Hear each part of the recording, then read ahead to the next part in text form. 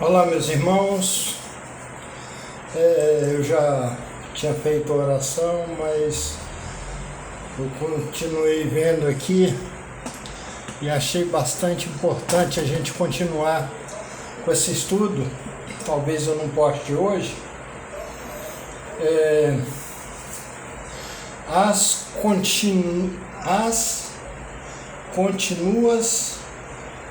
disputas levam ao Concílio de Constantinopla.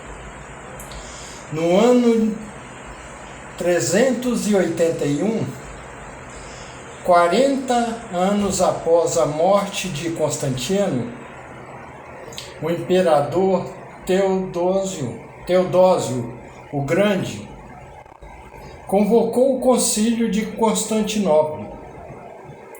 Hoje, em Istambul, Turquia, para resolver essa disputa. Gregoriano de Nazianzo, recém-nomeado arcebispo de Constantinopla, presidiu o concílio e pediu a adoção do ponto de vista sobre o Espírito Santo. O historiador Charles Freeman afirma: praticamente nada se sabe dos debates teológicos do concílio de 381, mas Gregório foi certamente na esperança de obter alguma aceitação de sua crença de que o Espírito era consubstância com o Pai, significando que são pessoas do mesmo ser, visto que a substância, neste contexto, demonstra qualidade individual,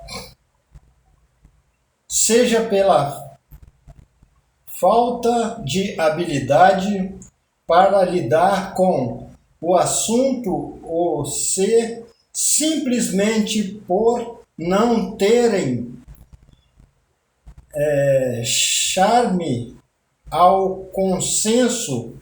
Os bispos macedônios que se recusaram a aceitar a plena divindade do Espírito Santo deixou o concílio. Portanto, Gregório repreendeu os bispos por preferir ter uma maioria ao invés de simplesmente aceitar sua declaração da palavra divina da Trindade.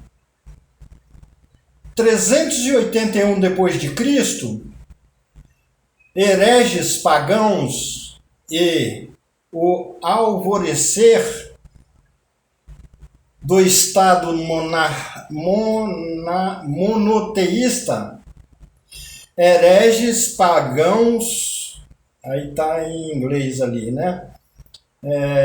Isso foi escrito em 2008, página 996.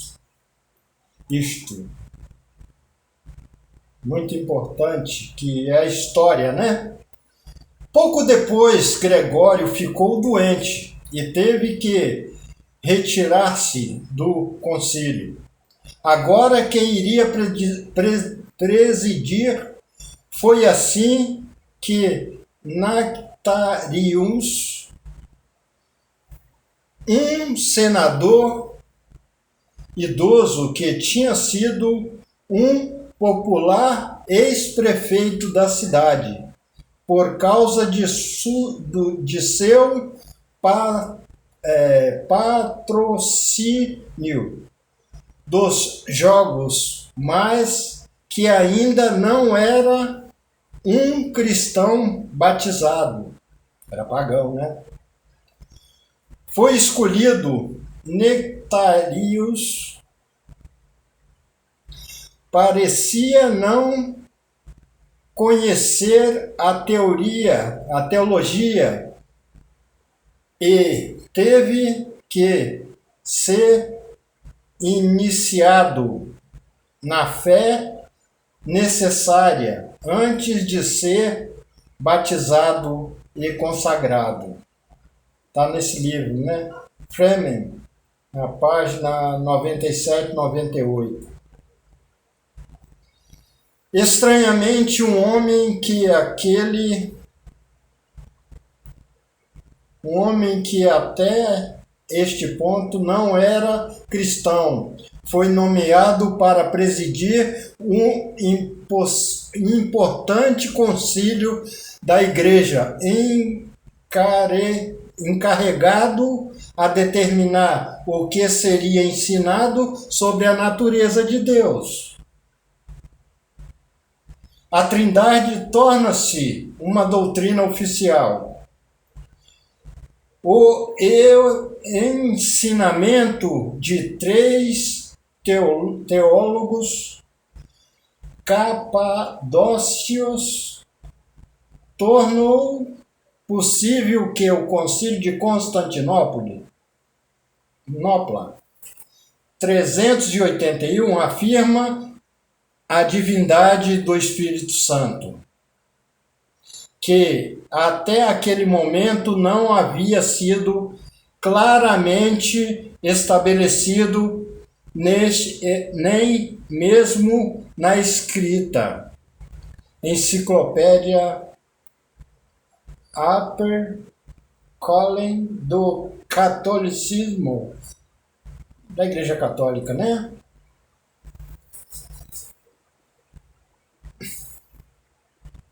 E assim, gente, nasceu, né?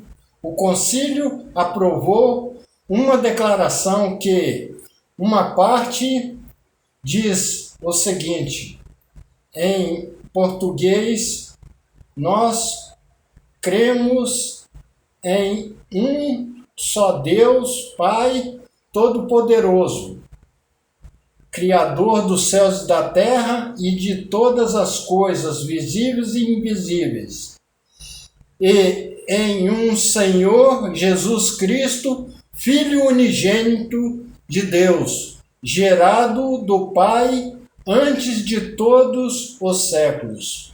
E acreditamos no Espírito Santo, que é o Espírito de Deus, né? Senhor e vivificado, que procede do Pai, que com o Pai e com o Filho é adorado em glória, glorificado, que falou através dos profetas.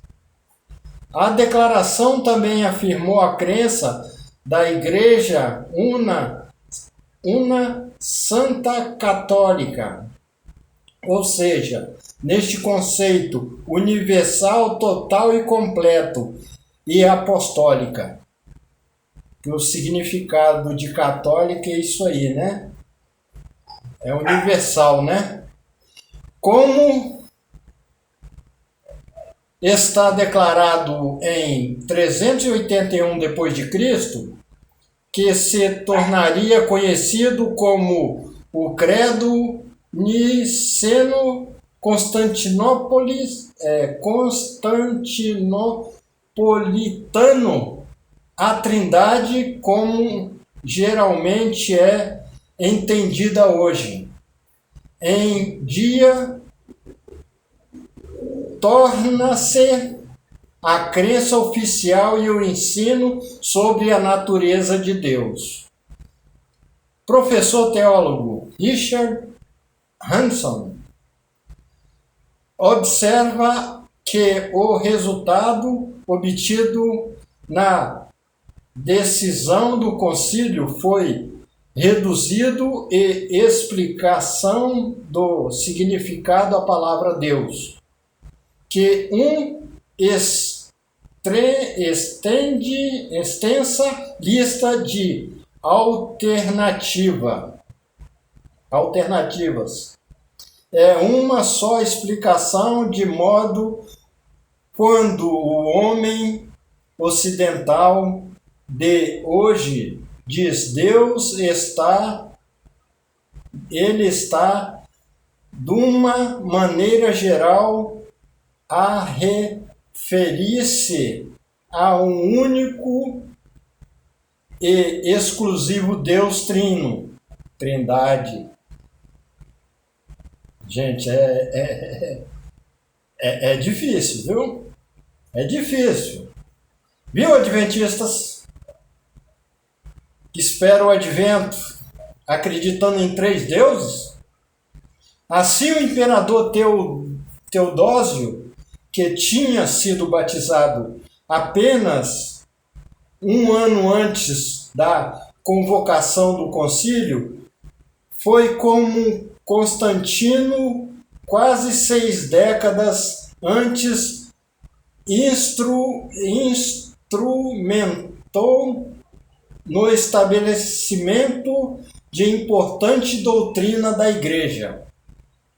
O historiador Charles Ferdman observa: a importância lembra que Teodósio não tinha quase forma teológica estabelecida como fosse um dogma, uma forma teológica estabeleceu como se fosse um dogma, uma forma contendo problemas filosóficos difíceis de resolver, do quais ele não estaria ciente. Com efeito, a lei do império silenciaram o debate quando ainda não estavam resolvidos. Está na página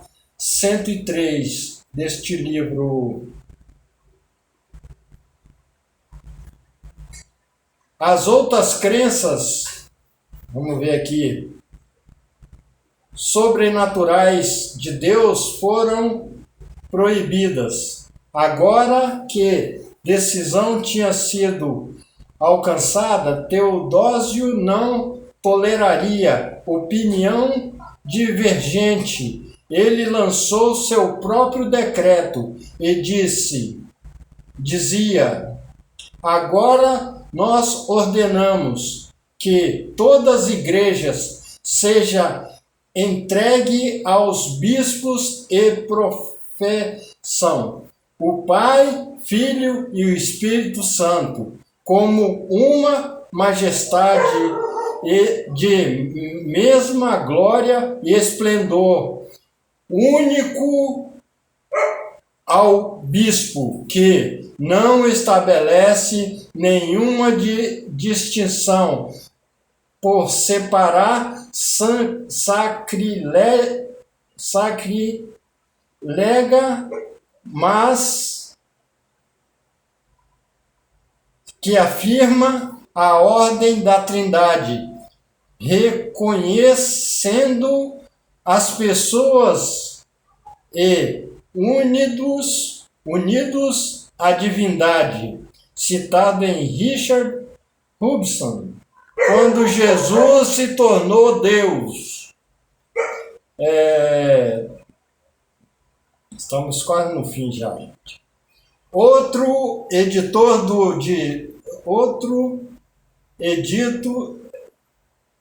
de Teodósio foi mais longe, ainda ao existir o cumprimento da nova doutrinas. Tem um cachorro que está atrapalhando bastante. Devemos acreditar na divindade única, no Pai, Filho e Espírito Santo, em igual majestade e a Santa Trindade. Nossa autoridade, os seguidores desta lei assumirão o título de cristãos católicos.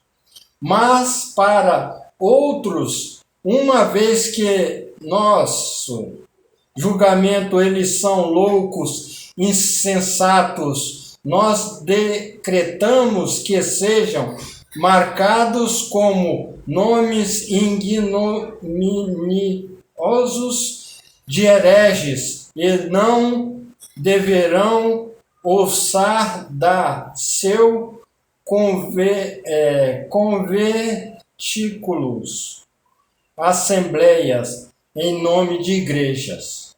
Já pensou que absurdo? Não terás outros deuses diante de mim.